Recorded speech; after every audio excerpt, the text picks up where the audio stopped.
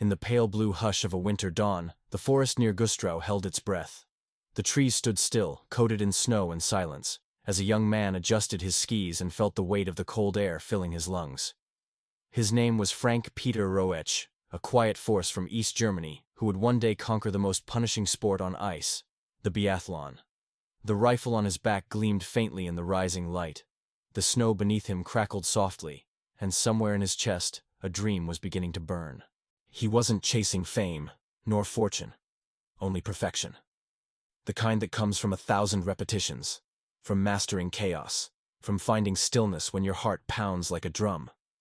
He pushed off the line, his breath steaming, his skis slicing through the frost. That single glide began a journey, from a small boy on frozen fields to an Olympic champion standing atop the world.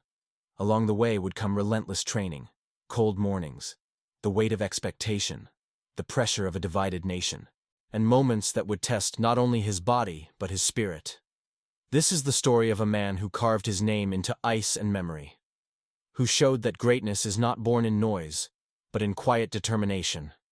Frank-Peter Roetsch was born in 1964 in Güstrow, a town where winter felt like a way of life.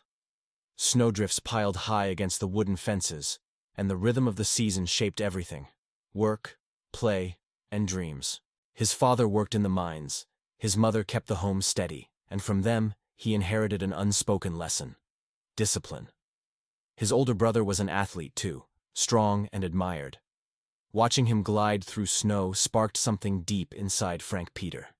He wanted to test himself, not against others, but against limits. As a boy, he joined a local sports school where days began before sunrise. There was no glamour, only hard work. The coaches were stern, the schedules merciless. He learned to ski through forests while the rest of the town still slept, and to hold a rifle steady while his heart hammered from exertion. It was there he discovered the essence of biathlon, that strange, beautiful contradiction of sport. You race until your lungs are on fire, then stop and shoot with perfect calm. Power and precision, fury and peace. He started as a Nordic combined athlete, leaping off ski jumps and racing cross-country. But something about biathlon called to him. It demanded both the ferocity of a fighter and the calm of a monk. He switched disciplines, and the journey truly began. Under the strict East German sports system, he was pushed to his limits. Every stride was measured, every heartbeat monitored, every mistake analyzed. He fell often, missed targets, broke down under exhaustion. But he always got up. There was something inside him that refused to quit. As the years passed, his name began to echo beyond the training camps. His coaches saw what others didn't yet: an almost eerie composure under pressure. In races, when others faltered at the shooting range, Frank-Peter would slow his breath, steady his hand, and hit target after target with surgical precision. The crowd would gasp as his shots rang true. 1, 2, 3, 4, 5, each like a heartbeat sinking to destiny. But it wasn't just his calm that set him apart. It was his willingness to innovate. In 1985, he became one of the first biathletes to master the new skating technique, a faster, riskier style of skiing that demanded immense strength and balance. Some doubted it, others mocked it, but Frank-Peter didn't care. He was chasing progress, not approval. And when he crossed the finish line first, the silence turned into thunder. He had just changed the sport forever. Through the mid-1980s, his rise was unstoppable.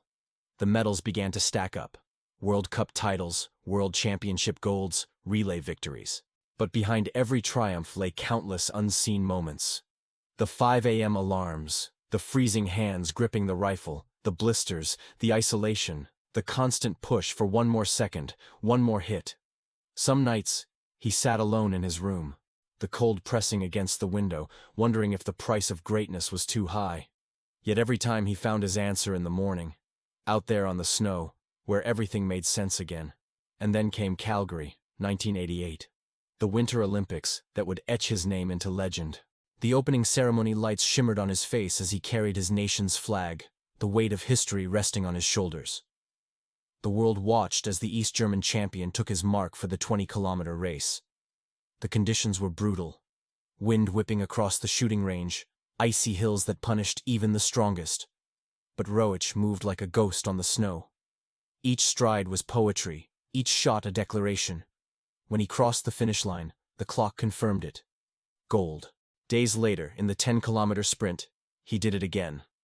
Another gold. 2 titles, 2 perfect storms of skill and will. The crowd roared, the anthem played, and Frank-Peter stood on the podium. Calm, almost serene. Inside, though, his heart was racing. He thought of the boy from Güstrow, the years of work, the missed shots, the frozen mornings.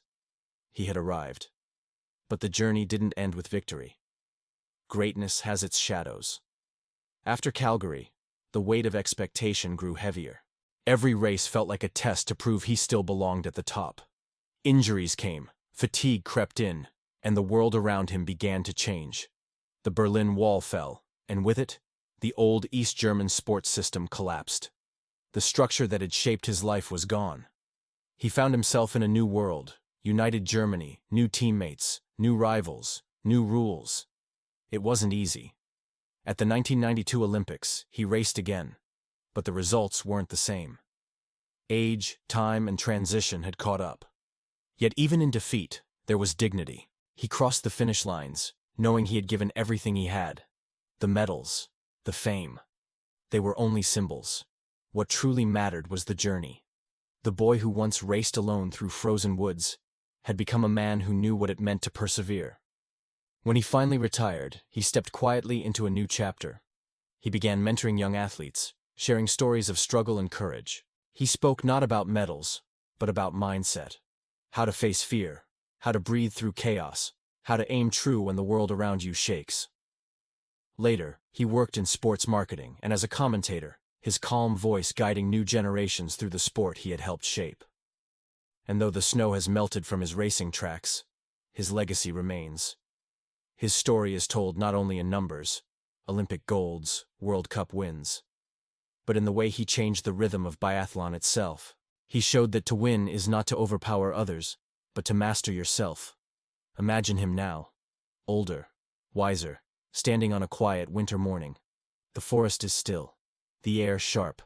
He takes a deep breath and smiles.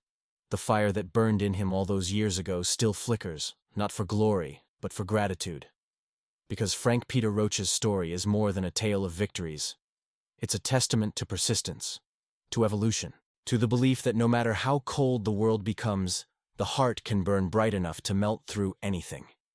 And as his skis once carved through the snow, so too can your determination carve through life's challenges. His story whispers a truth we all need to remember. Greatness is not found in noise, but in quiet consistency. In showing up every day, no matter the storm. This was Frank-Peter Roetsch, the silent fire of biathlon, the man who turned endurance into art and calm into power. Thank you for watching Behind the Medal. If this story moved you, if it made you believe a little more in your own strength, hit that like button, share this video with someone chasing their dream, and subscribe for more cinematic stories of athletes who turned struggle into glory. Until next time, stay focused, stay fearless, and keep aiming for your own gold.